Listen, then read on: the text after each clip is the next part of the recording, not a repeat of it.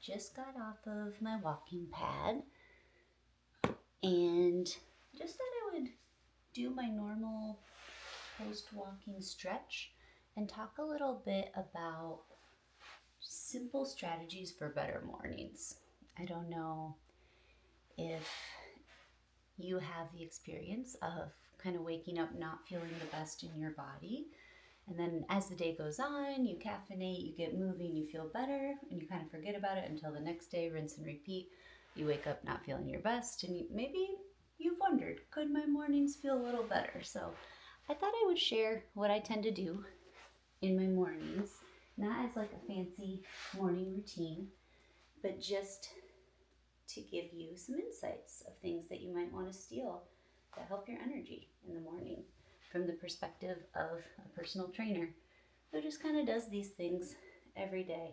So, the last couple weeks in particular, I've been really leaning into these because I'm working on a conference talk, and it just helps me to be a little bit more structured and in routine when I have a deliverable that has a due date. So basically, what I've been doing, and this is like always my go to when I want to get back into routine and just feel my best, is I wake up, I get some hydration, and then get some coffee. And I try to kind of, I think it's called eat the frog, like do the hardest thing first. So right now that's working on my conference talk. I would rather avoid it and read a fiction book, but I know I'll feel better if I get started. So I go ahead and do a little work block on that. And then kind of around the time that I'm getting fidgety anyway, or maybe you need to use the restroom, I use that as a natural opportunity to take a break. And I get up and take care of business, literally, potentially, and then head out to get some morning light in my eyes, or if I'm in a rush, use my walking pad, but get some movement, get the blood flowing. And then after that, I do some morning mobility like you see I'm doing here. So I'm just kind of loosening up the hips with some 90-90. This is definitely a go-to of mine. Sometimes in the morning, I'll do static stretching, which is more like when you hold a stretch. So maybe I would actually go into this pigeon pose and stay there for 3 breaths, 30 seconds or so. And each breath, just try to sink a little deeper into it. This is also a good opportunity to, while you're doing something physically good for yourself, to just check in mentally, because you're already kind of doing breath work anyway. So you might as well take that opportunity to just kind of relax the mind and see, for example, how your body's feeling today. Like I have some tightness in the right hip, which is kind of typical for me. But that's good awareness to have because I'm going to go to the gym next and I'm going to be doing a lower body day. So I'm just going to be mindful of that hip and give it some extra love and attention, some extra warming up and mobility and intraset mobility potentially. So once I get a little bit of mobility in, I usually am kind of ready to settle back down, do some more work. Again, trying to stay hydrated during that.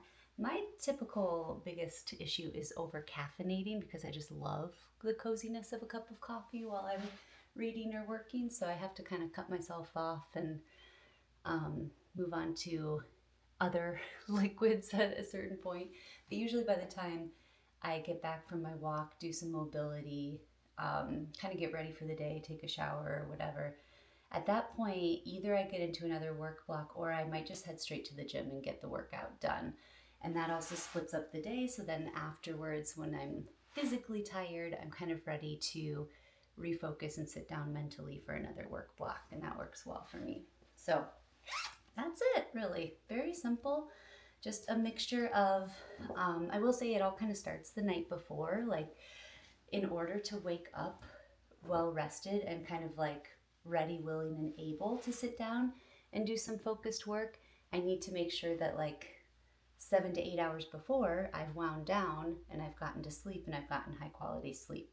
And even that wind down kind of starts with almost the other end of the bookend. So in the morning, I do that morning walk, and that kind of, triggers my brain to have the awareness in my circadian rhythm of like, okay, about 12 hours from now, the sun's going to go down and we're going to wind down. But I also help that out by in the evening after dinner, I take a postprandial walk, which is just helping me digest, but also again, helping my mind wind down, helping me kind of get into rest and digest mode for the evening. When I get back from that walk, I typically am done eating for the night already, and I just head upstairs and take a bath or a shower, maybe lie in the hammock and watch the sunset a little bit as I read.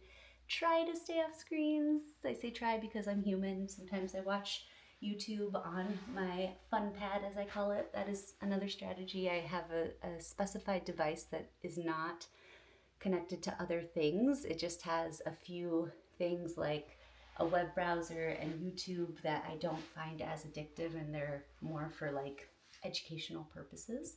So similar to how you might be watching this now and learning a thing or two, I like to watch YouTube for educational purposes, and therefore I have it on my fun pad that I can watch at night. But I do better when I just read fiction and relax. That helps me wind down. Then I get that sleep, and then I actually usually wake up naturally for that morning routine.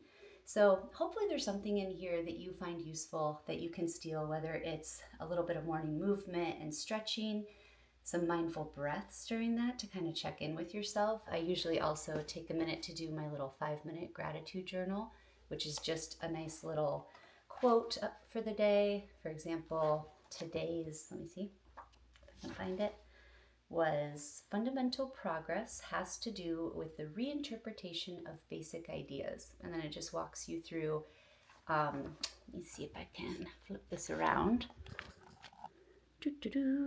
You list 3 things you're grateful for, what would make the day great, a little daily affirmation, and theoretically you revisit it at night. I never do. It's just the next morning I do this part and then I do the new part. And sometimes I just think about it. That's my suitcase getting ready to pack for Japan.